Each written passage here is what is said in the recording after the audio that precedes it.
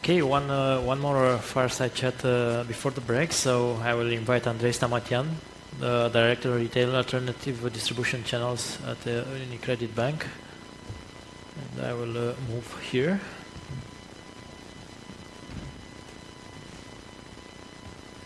Hello.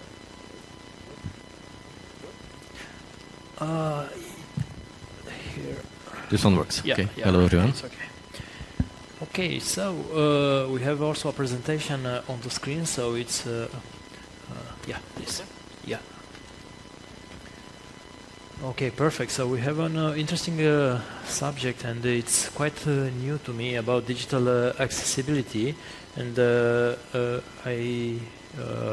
I've noticed that we talk quite seldom in Romania about digital accessibility, but I know that it's quite an important topic for you at UniCredit. And first of all, I wanted to know more about it, so I would ask you to share more details on this concept and why is it important for a digital bank. Before I answer your question, as a segue into it, I would like to ask you a question, if you allow. It's okay? Please. So if somebody were to ask you to describe yourself as a person, how would you describe yourself?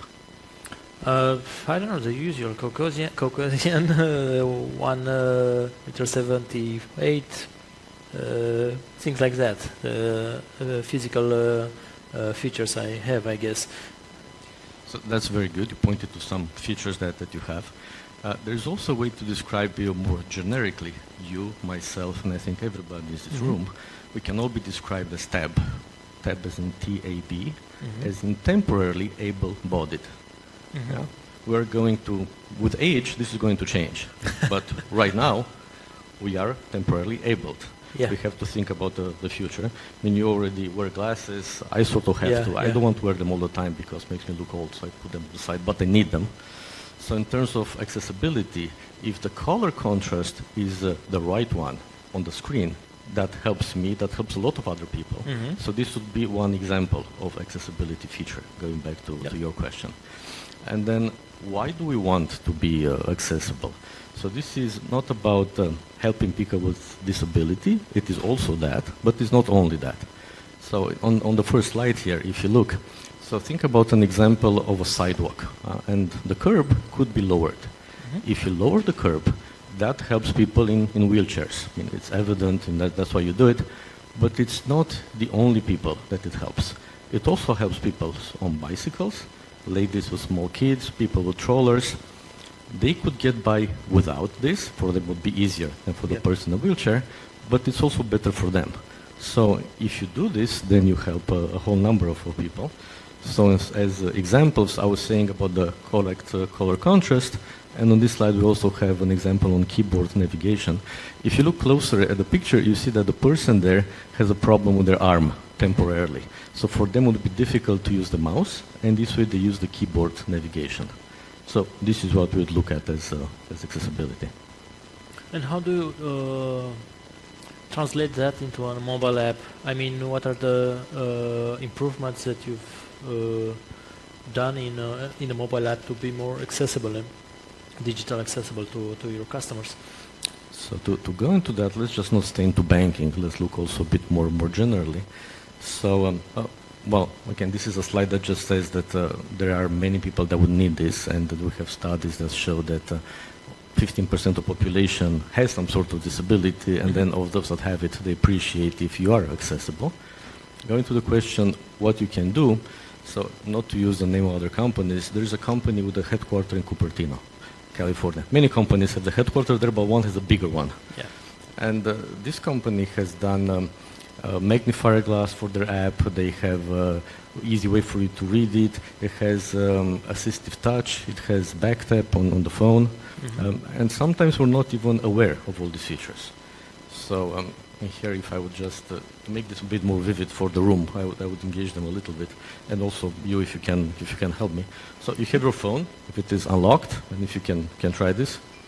You have your phones unlocked, yeah, and try tapping on them on the back with the index finger 3 times. 1, 2, 3. When I do that, mine goes to the camera. Or it should if I don't get the message. The question is, did yours do anything And if not, did you know that it can do? That is in the features. Were you aware of that? I guess not. Okay. You go into the menu in accessibility, and there you can activate to have it on 3 tabs, on 2 tabs, whatever you want. So this is something that companies do now. Now, in our mobile app, we still have a long way to go. But for example, and Eleni was saying earlier on about the kids app, we also have an app dedicated to the kids. At us, it starts from 6 years of age, so even a bit lower, where they can visualize their accounts. The parents can also visualize the accounts, and they can set limits on the accounts. So we made something that the kids can use in a safe way with guardrails.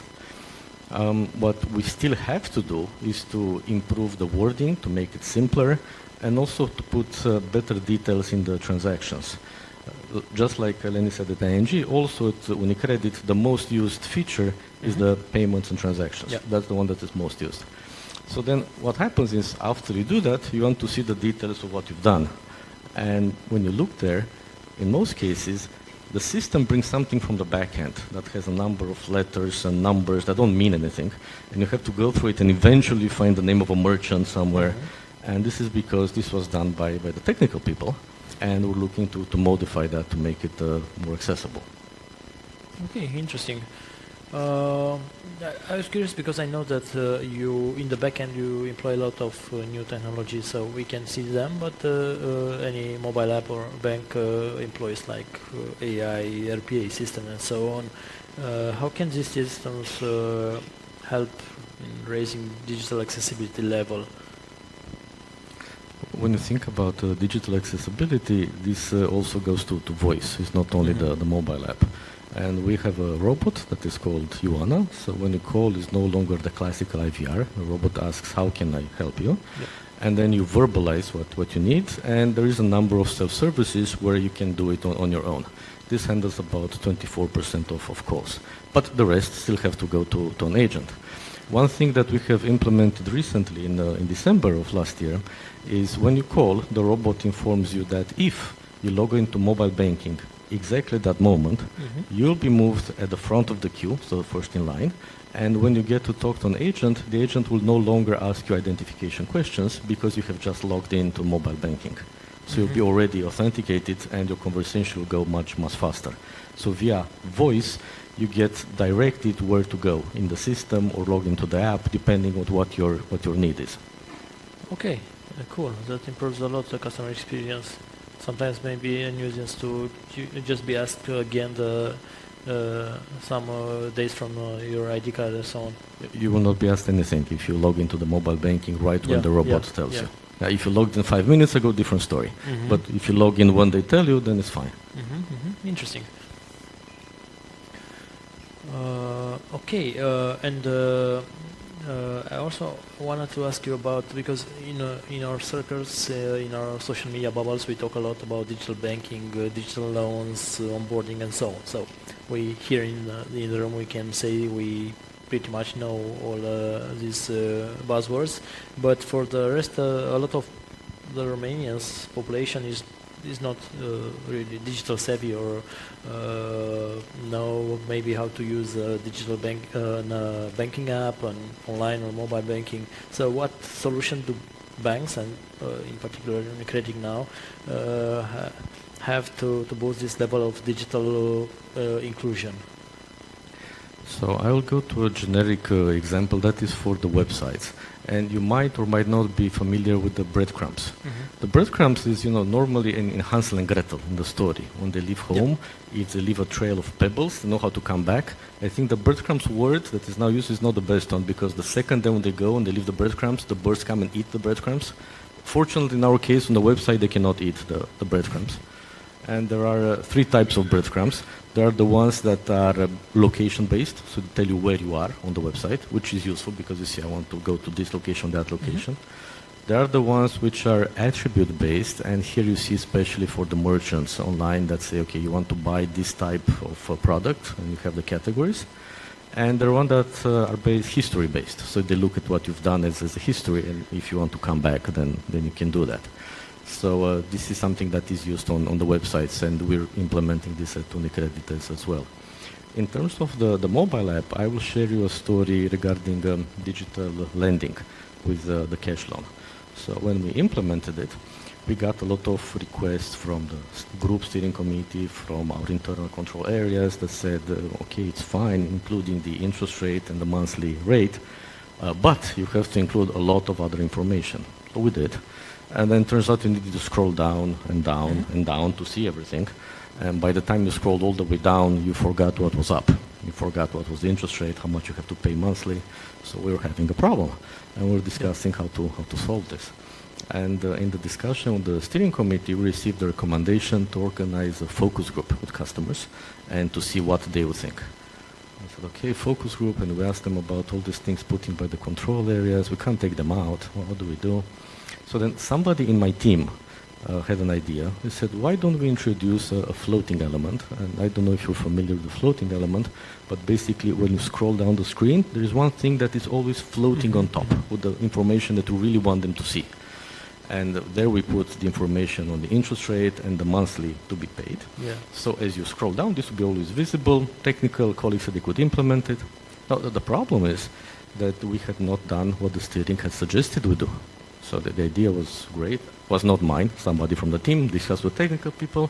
Still, I had to sell it back to the steering committee. So we went back and said, look, we have this great idea. We think it works wonderfully. But we decided not to do what you told us to do with the focus group.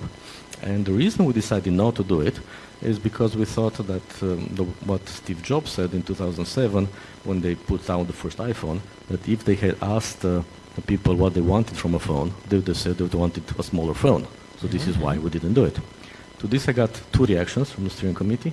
One was, Andrei, great, you really know how to sell your stuff. And the second one was, okay, so Andrei believes he's Steve Jobs. Okay, that was not the idea, but okay, I didn't mind the comment. So that's an example of something that we did on the mobile app, and that is working great. Okay, interesting. Okay, so now about the UI UX perspective, because for a mobile app is very important to all the feel you have when you use it. If you have all the screen in the right places and you don't have to think a lot to just find something in the app. So we've checked on UniCredit's apps, and I'm a personal client of UniCredit and I know the app, but I was curious, what principles did you use in developing the app and all the screens, and so you can to offer an easy to use experience to a mass market audience. I mean, for us maybe it's, you can find your way in an app because you know different features, you know different types of payments and so on, but for the mass market maybe it's not so easy. So I think there are UI UX perspectives that you are aware of, and what are these? So here we benefited a lot from the group experience. As UniCredit is present in 11 countries, we're not the first ones to do this, so we had some guidance that said also how to organize the information so that it is easy to find. Also about the size of the icons, how to make them the size that they're visible enough. People don't have to really use all glasses all the time to find them. And we have a central design team that proves everything that we have. So, for example, we also have a loyalty program that includes offers for discounts from merchants. And this has a separate part in the offers page, and then you go to the loyalty program. So there are categories, a little bit similar to the breadcrumbs. You look at the categories for the things, how to find them, and you look for the correct size. What we do not yet have, what is the next step, is the correct color contrast. So we're still looking into that. So there is always something to improve. Okay, and if I may ask about what's next in the development phase for the app? So one thing I hinted at already is the transaction details. And you know, when people announce features, they normally want to announce some wow feature. This is not a wow feature, but it is for the mass market. You know, so that they understand what they did. And again, what the company in Cupertino does very well, if you pay tapping on their phones, they tell you where you were, they even show you on a map. No, we're not there yet, but that's a beacon of where you might want to go. We just went live with the credit card process end-to-end on the mobile banking. This was last month. And the next step coming in quarter 2 is to also have installments in the app. So that means if you have a larger purchase in a store, and then when you get home you decide that you want to pay it in monthly installments, which are smaller, you choose which one you want. You say, I want this one and the number of installments. This was previously possible, but only at the point of sale where you get an SMS. So it was a different process. This way, sitting at home, you look into it and say, oh, I would like to do this one. That's what's coming in the most near future. Super excited to see that. Thank you, Andrei, for being here. Thank you very much. It was a pleasure.